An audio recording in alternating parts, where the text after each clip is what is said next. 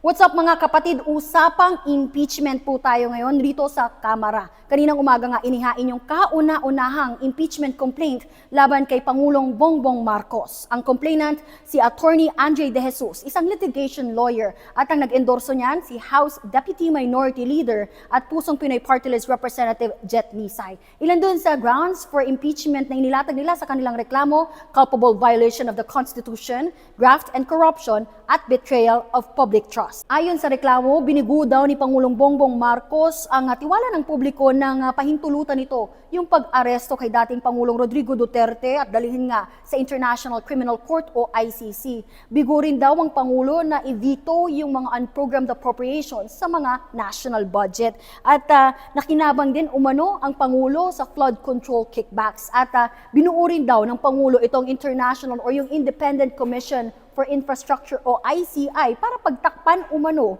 ang mga kaalyado nito. At pinunto din doon sa reklamo yung sinasabi nga paggamit umano ng Pangulo ng illegal na droga.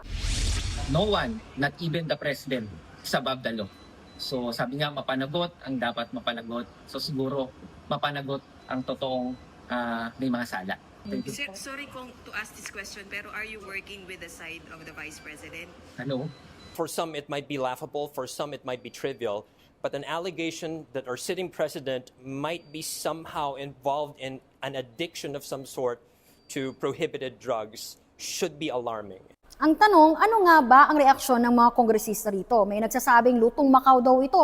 Ayon kay Davao City 1st District Representative Paulo Duterte, na kapatid ni VP Sara Duterte, lutong Macau nga raw ito o gawa-gawa lamang. Meron din tayong panayam kay House Senior Deputy Minority Leader Egay Erice at kini-question niya, duda siya sa motibo nitong grupong naghain na ito. Ayon kay Erice, very strange daw o katakataka itong paghahain ni Attorney De Jesus ng impeachment complaint laban sa Pangulo, gayong siya yung parehong abogado na nag-file ng disbarment case laban kay Attorney Glenn Chong, kaugnay nga doon sa kanyang pambabastos at physical threats laban kay First Lady Liza Araneta Marcos. Ayon pa nga kay Erice, malaki daw yung tsansa na ma-dismiss agad itong impeachment complaint dahil nga sa lack of form and substance. At doon nga lang po yan mapagdedesisyonan sa Committee on Justice once na ma-refer na po ito. Actually, ayon naman doon sa attorney na si De Jesus, wala naman daw siyang kinalaman, wala raw siyang connection, affiliation, both doon sa mga Duterte camp and sa Marcos camp. So yun yung nilinaw pareho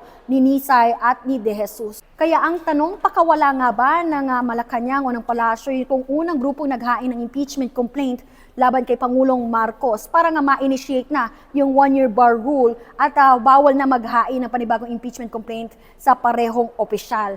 Pero ayon kay Kong Egay Erice, maging siya ay duda rito, hindi niya sigurado ito at aalamin niya kung ano ang motibo ng grupo. Dahil sinasabi niya na hindi ito yung Duterte supporters o yung grupo na unang lumapit sa kanya na hinihimok nga siyang mag-endorso ng impeachment complaint against BBM. So ayan yung sinasabi niya, abangan natin within this week kung maghahain nga itong grupong sinasabi niya. And even yung Makabayan Bloc, they've already confirmed na magpa-file sila ng another impeachment complaint kay Pangulong Marcos. Aabangan natin yan lahat within this week dahil po sa January 26, Monday, uumpisa na o magre-resume ang sesyon ng Kamara. Ano nga asahan natin kapag nag-resume na ang sesyon ng Kamara?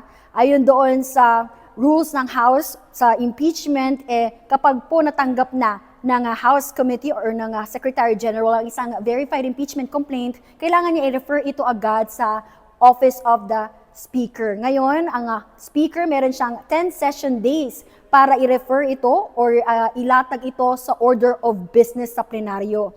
Meron namang 3 session days para naman ma-refer ito sa Committee on Justice. Ngayon, oras na ma-initiate, oras na ma-refer ang isang verified impeachment complaint sa House Committee on Justice ay deemed initiated na po ito. At dito mag-uumpisa ang one-year bar rule. Ibig sabihin, bawal na maghain ng panibagong impeachment complaint for the same person, same official sa loob ng isang taon. So yan po muna ang latest dito sa Kamara. Marami po tayong abangan sa mga susunod na araw. Manatili lamang po nakatutok sa aming News 5 pages. Ako po si Marian Enriquez para sa News 5.